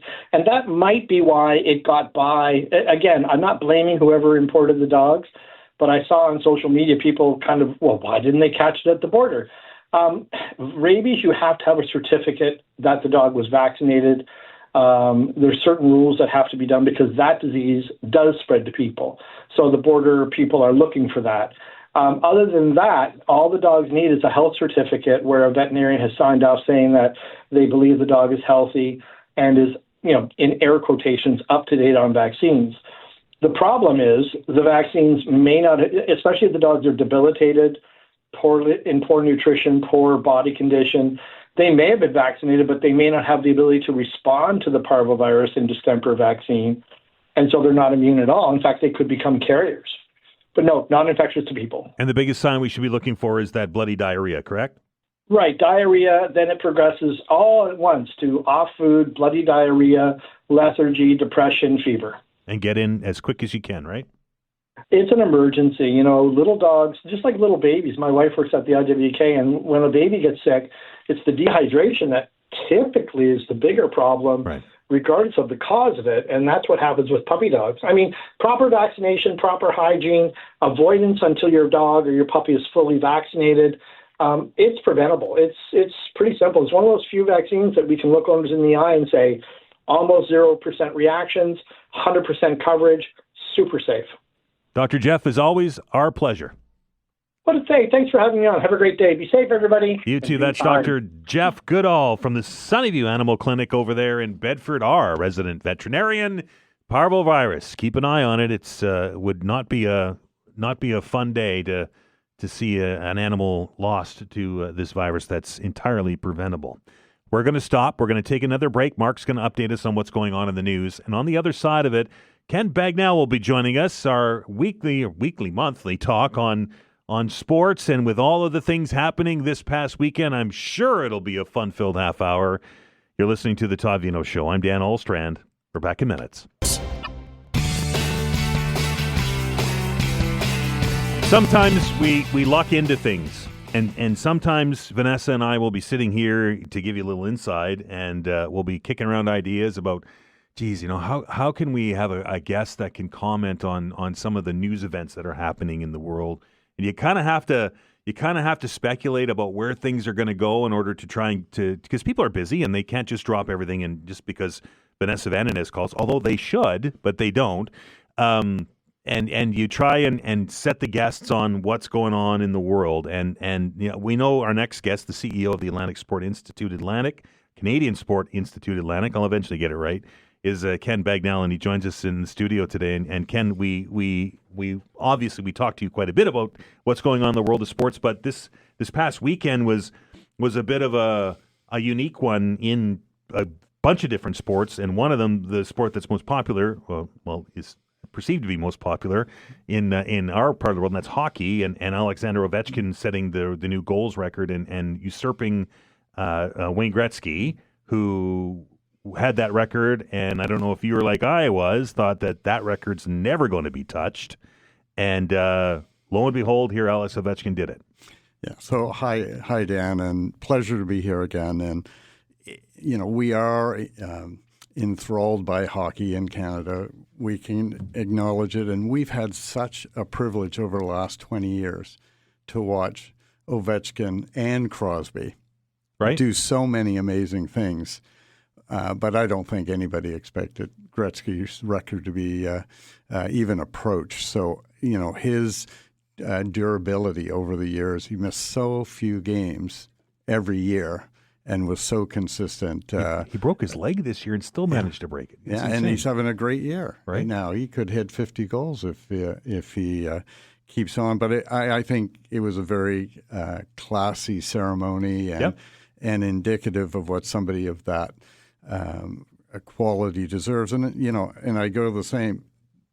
Crosby and Ovechkin are interchangeable for different reasons, and we are just so lucky to have that opportunity to watch these athletes perform. And we see that in other sports as well, but we have a particular passion for hockey. So I come from Northern Ontario, where hockey is very, very popular, but Nova Scotia, particularly HRM, is almost embarrassed by the fruits of the minor system here. I mean, where else in the world can you have Cole Harbour, which is a little it's not very big, and have Sidney Crosby, Nathan McKinnon, and by extension, Brad Marchand, all top-flight players, all playing at the same time, all from about the same area. Yeah, it is amazing. And we do have we have other kids as well. Jake Quinlan, who's a player from Dartmouth, who my son actually played with for a while. He had his debut with the Toronto Maple Leafs over the past months, and Brad Marchand and so many others. We are very fortunate to have it. There are some things going right here. There's a bit of luck as well because the Crosbys and McKinnons don't come by all the time. We happen to have them both at the same time. But they do help, right? They do bring exposure, and they do maybe convince somebody that was on the fence to give hockey a try when they're 5 and 6 years old. Yeah, absolutely. That Blair Turnbull as well on the women's side. Right, who's totally. just heading to World's Championships this week. She's another one who's a trailblazer with Jill Saunier on the women's side. So we are lucky to have that. But then that's good motivation. Then how do you help your child, kind of pave a path of their own?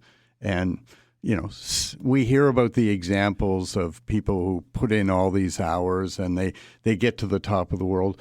We don't hear the 99% who don't get to the top of the world. Right. So, we have to look at, how we support our kids playing sports like hockey, not get caught up in the hype, and make sure that they enjoy themselves, which is the bottom line. They want to be with their friends. They want to enjoy themselves. They want their teams to have success.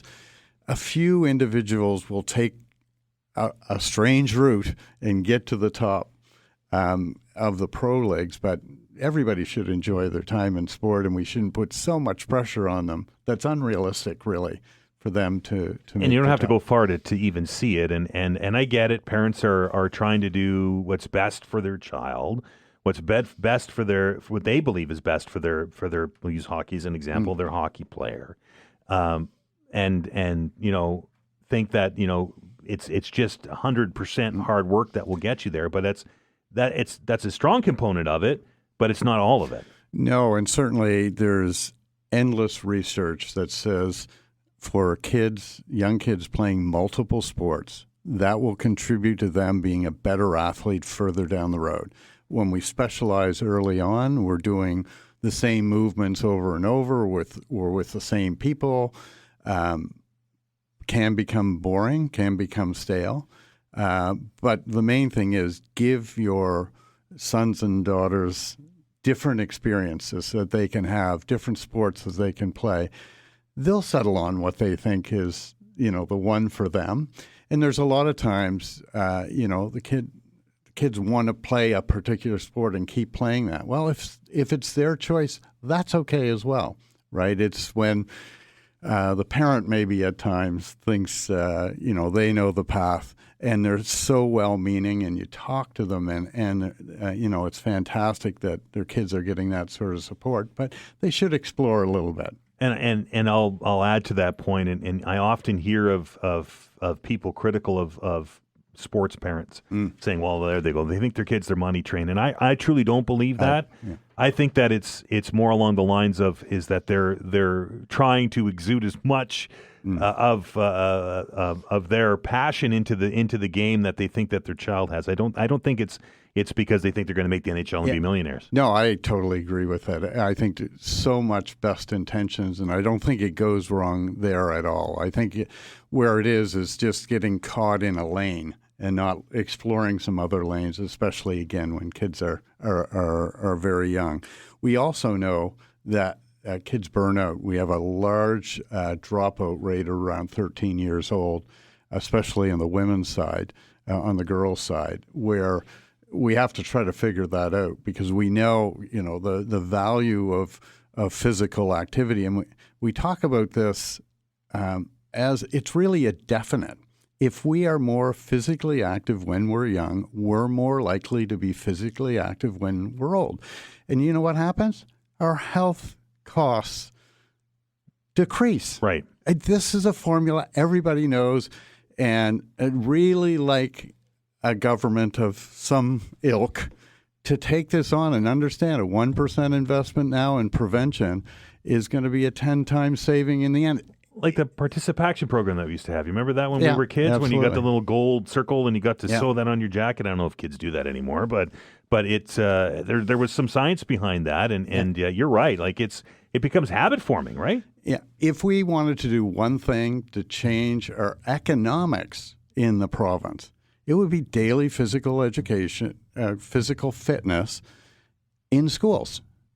If we really were serious about changing the economic future of the province, let alone the health outcomes of our young people, that will transfer over. We know that, and it'd be interesting if that challenge could be taken up. And I think I really applaud all the community groups, volunteers, coaches, organizers, so forth, who are setting up an infrastructure of opportunities for sport for kids to play in our community. But we really should use the one tool we have where they're all together for the main part, right? and have it there and guide it there and nourish it there. But I think we've come from a past where we've learned lessons. We don't have to have competitive games as our physical activities, right, which have winners and losers and makes it uncomfortable at times. We can have activities where people can just be physically active, right? And that can get the results that we want. Again, with this transfer over, I'm really passionate about how we can make those big societal changes that have an economic benefit at the end of the day. I remember back to my days when I was in elementary school, we had gym every day, but it was always floor hockey or basketball or baseball or some kind of sporting event. And to be fair, there was more boys than girls in my class. Male-centric, yeah. And I can vividly remember when we had a small gym. It wasn't even a basketball-sized gym anyway. We were playing floor hockey, and the girls all standing to the side and not participating and hating gym class, right? There are more things that we can do to be more inclusive and get people physically active. And you never know what that might spur. You might spur the next Blair Turnbull. Yeah, or Summer McIntosh, who's kind of the current star in Canadian sport. The fact is that at the international level, our female athletes are by far outperforming our male athletes as a country now. That's a trend. I think it's a good trend because we can have more role models, female role models, which we should have. And I don't think there's a female role model for females, male role model for males. In fact, they can be role models for all kids growing up. Absolutely. And it doesn't always have to be the and I'm going to put quotations around this, the mainstream sports. Yeah. I came from a family where my mother was adamant that I was not going to play hockey. Right. So I'm almost embarrassed to admit I'm 50-ish years old. I come from Northern Ontario. And I don't know how to skate. But they pushed me into curling. And with the thought that it's curling is chess on ice. You have to use your noodle. You do in hockey too, but you have to use your noodle in a different way. Mm-hmm. And it's physically active, as much as people say it's not, it is. And that's what I did. And most of the people that I played with, that was their second sport. Right. Because it was what they did when they weren't playing hockey, whereas it was the sport that I focused on, and it's been a lifelong thing for me. So, and to your point, when you start curling or playing hockey or doing running or whatever it is when you're young, chances are you're going to pick that up when you're older and maybe be a little less fat like I am. Just saying. Ken, we need to stop and take a break. Ken will be here on the other side. We're very pleased to welcome Ken Bagnell, the CEO of the Canadian Sport Institute Atlantic, is our guest here on the Todd Veinotte Show. He'll be here to the top of the hour. You're listening to the Todd Veinotte Show. I'm Dan Alstrand. We're back in minutes.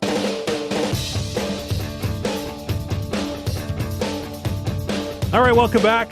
As we like to do when Ken's in the studio, we love our Nova Scotia athletes around here, and we talk about the big ones, obviously, the Sidney Crosbys and the Nathan McKinnons and the Brad Marchands and the Blair Turnbulls of the world. But there's an awful lot of amateur athletes that are making big waves in the world of sports, in their individual sports. And Ken, you've got some that you like to highlight. Yeah, absolutely. And you told me you like curling. We certainly have had our share of great curlers in Nova Scotia, and that tradition is continuing. There's a competition called the Under-20 National Championships, which declares a team that goes to the Worlds.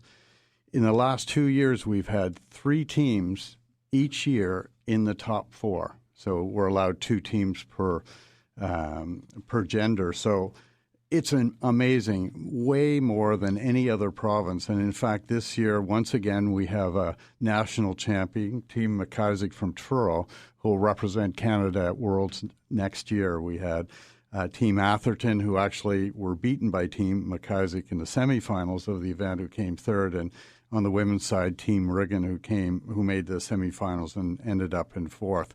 That sort of depth is great for our future in curling.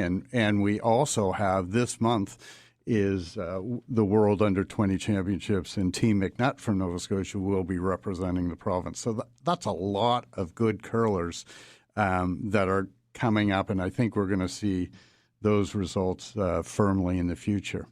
I think if we look at our calendars, one of the most exciting things that's happens every spring, but this year's real special is that our soccer teams are going to be on the field. So now we have 2 professional teams. Right, men's and women's. Men's and women's both start later in April, and it's just a great way to support a sport, and both of those franchises are going to do wonderful things for the local soccer community. And what gets lost, I find, is that everybody focuses on hockey, but if you actually break the numbers down, more people play soccer than they do play hockey. And to have 2 professional franchises with top-tier Canadian talent in them and international talent in them will only help to boost that. It's amazing. And even last weekend we saw the Gold Cup being played, and Jacob Schaffelberg from Wolfville, or Port Williams from the Valley, they ended up third, beat the Americans. Maritime Messi, they call them. Absolutely. So we're seeing that. And then